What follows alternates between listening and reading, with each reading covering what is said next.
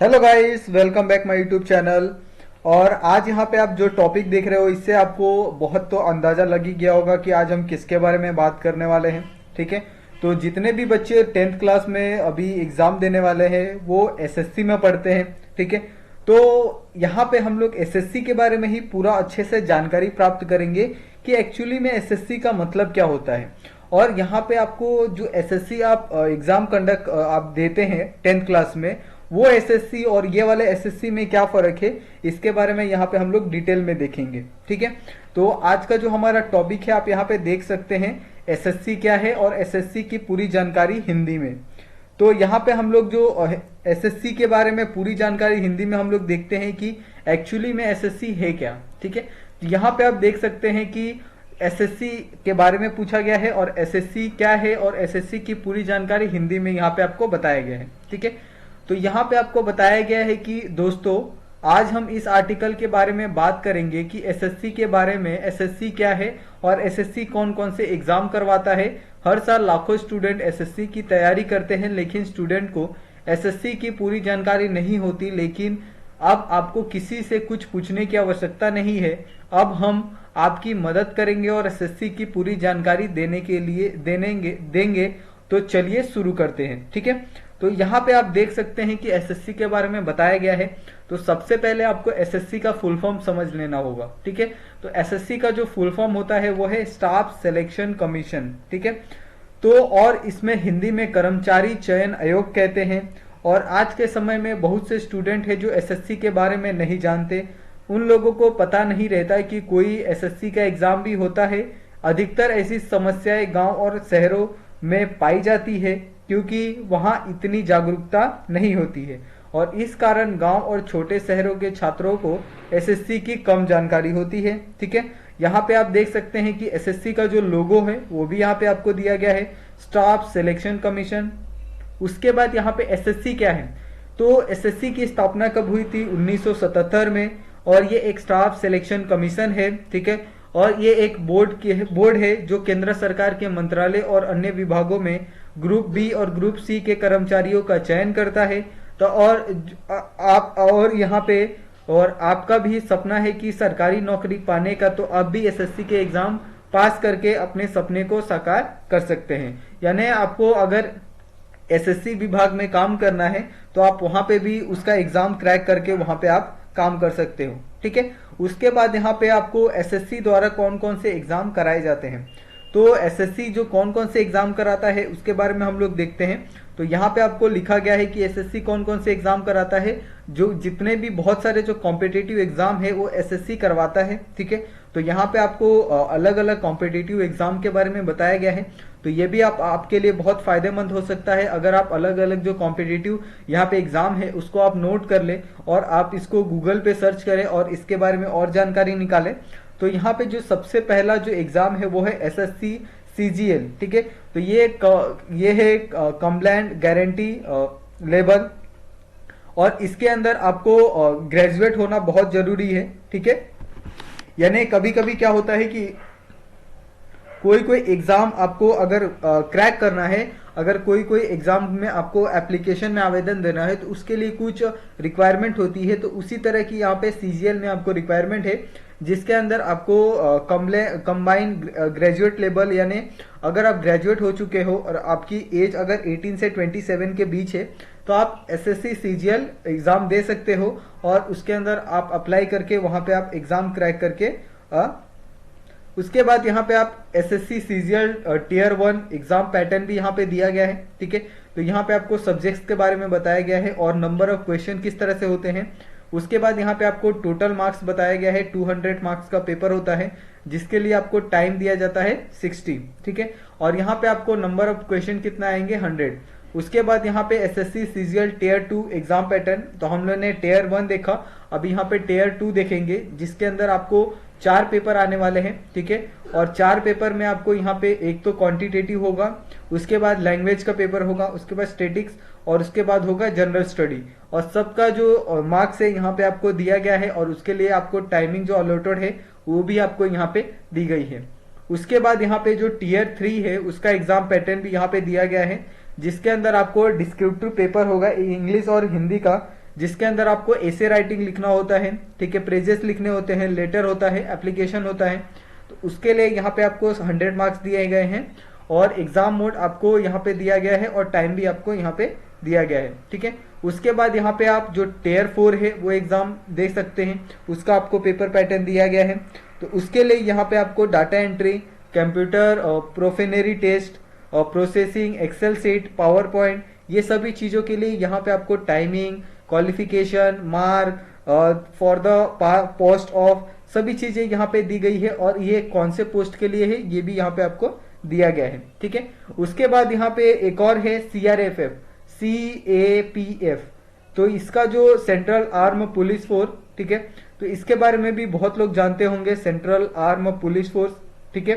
तो इसमें भी आप क्या कर सकते हो, आप इंस्पेक्टर और सब इंस्पेक्टर के लिए आप परीक्षा दे सकते हो, ठीक है। उसके बाद JHT, जिसमें है जूनियर हिंदी ट्रांसलेटर, ठीक है। तो आप अगर अच्छा हिंदी बोलते हो तो उसमें भी आप अप्लाई कर सकते हो, ठीक है। उसके बाद यहाँ पे JAT एग्जाम पैटर्न भी दिया गया है, जिसके अंदर आपको जो फर्स्ट पेपर होगा ऑब्जेक्टिव होगा और सेकंड पेपर होगा कन्वेंशनल होगा। तो दो पेपर के लिए यहाँ पे आपको मार्क्स भी दिए गए हैं।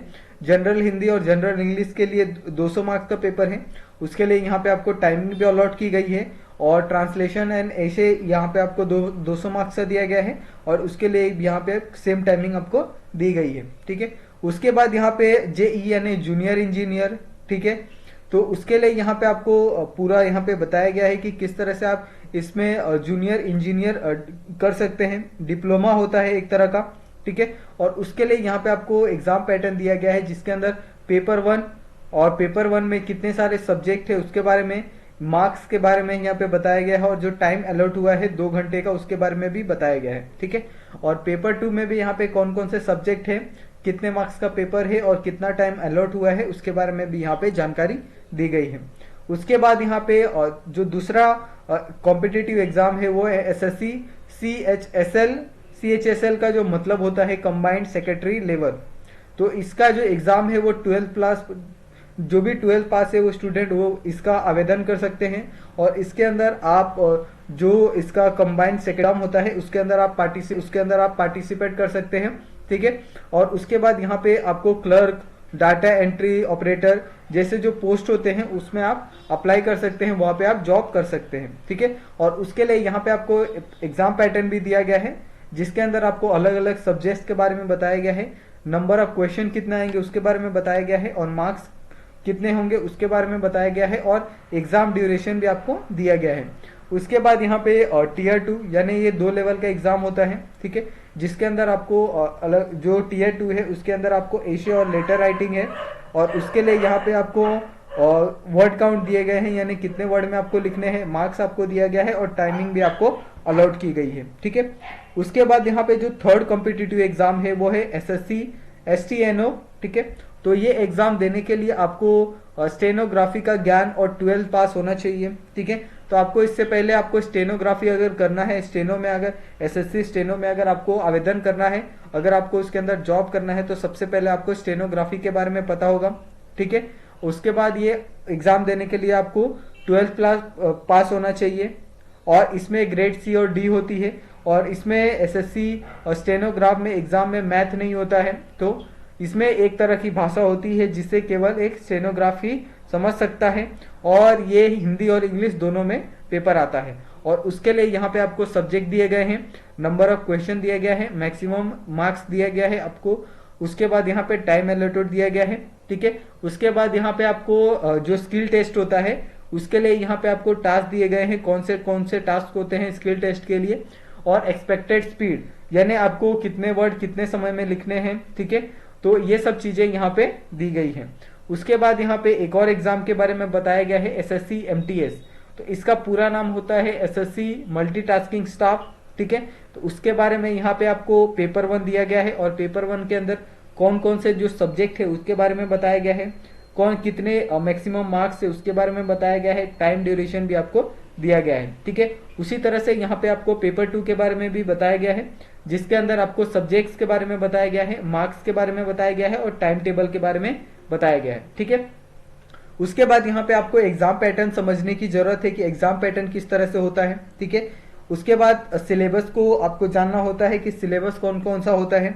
तो ये सब जो चीजें हैं आपको परीक्षा की तैयारी करने से पहले उसे सिलेबस को अच्छे से समझना होगा और सिलेबस में आने वाले जो टॉपिक्स है उस पर ध्यान देकर आपको उसको कवर पर करना होगा। और आपको एक ये आपको खुद का एक रणनीति बनानी पड़ेगी, ठीक है, कि आप किस तरह से काम करना चाहते हो, ठीक है।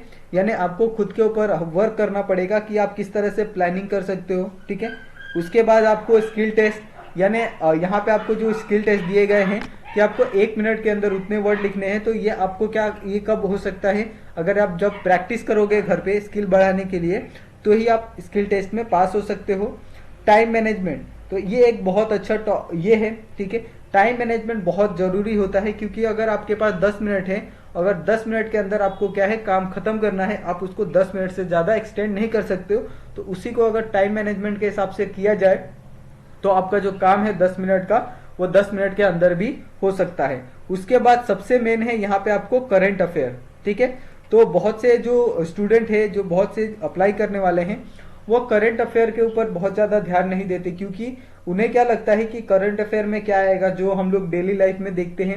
लेकिन ऐसा बिल्कुल नहीं होता है। करंट अफेयर यानी आपको जो काम की चीजें होती है उस दिन की वही सब चीजें पूछी जाती है, ना कि पॉलिटिकल चीजें, ठीक है, ना ही स्पोर्ट्स के बारे में। ये सब चीजें बहुत कम पूछी जाती है। तो और ये जितने भी नॉर्मल पीपल्स होते हैं वो ज्यादातर क्या देखते हैं, जो न्यूज दिखाते हैं टीवी पर वही देखते हैं। और टीवी वाले न्यूज से आप कोई भी एग्जाम को क्रैक नहीं कर सकते हो, ये फैक्ट है, ठीक है। तो उसके लिए क्या करना पड़ता है, आपको जो न्यूज़पेपर होते हैं उसके अंदर आपको बहुत सारे जो कटिंग्स आते हैं, ठीक है, यानी आपको अलग अलग चीजों के बारे में बताया जाता है। वो चीज हो गया, या मार्केट के बारे में आपको बताया जाता है, ठीक है। फिर आपको अलग अलग चीजों के बारे में बताया जाता है।